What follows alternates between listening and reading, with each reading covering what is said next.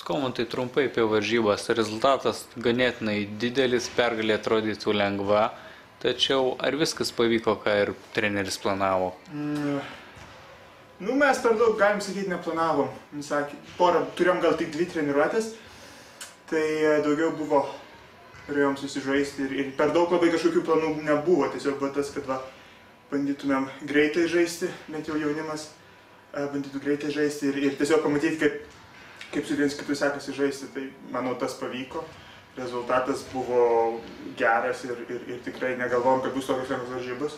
Ruošiamės, galvom, bus daug intensyvesnės varžybos ir ruošiamės užvengti tos geresnius žaidėjus, bet gavosi kaip yra ir tikrai komanda labai, man atrodo, mūsų pajėgi. Aš, aišku, tik porą kartų žaidęs kartu su jais, bet atrodo pajėgi komanda mūsų ir tikrai gerai pradėti iš čia ir po šitos pergalės tikrai gerai toliau treniruotis ir dirbti.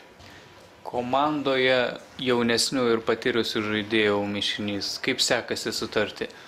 Nu, kaip sakau, dar tik iš tikrųjų nedaug tų treniruočių turėjom, tai pamatysim, bet pakol kas viskas gerai, kaip komanda draugiška, visi su viens kitų draugiški, visi, ta prasme, žinom, kad jaunimas šiek tiek gal, kai jaunas penketas yra gal šiek tiek kitaip žaidžiam, kai vyresni žaidėjai šiek tiek kitaip, aš manau, tai labai tik pozityvus dalykus, kad galim sujungti tokią patirtį, lėtesnį žaidimą su greitų žaidimų ir entuziasmu, aš manau, tai geras dalykas.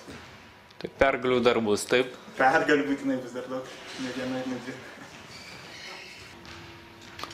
Sakykit, kas nutiko, kad šiandieną iš tiesų žaidimas nesiklijavo ir pralaimėta pakankamai dideliu skirtumu? Pakankamai, čia jau nepakankamai, daugiau nepakankamai.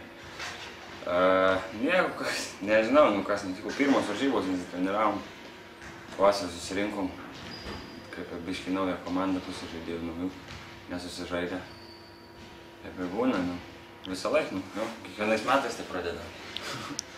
Pradėdat ir paskui palengvai įsivažiuojat, taip? Pirmais metais gerai įsivažiavom, pernai nelabai, biškį geriau buvo, bet negu šiemet. Šiemet turbūt blogiausias pralaimėjimas per visą laiką.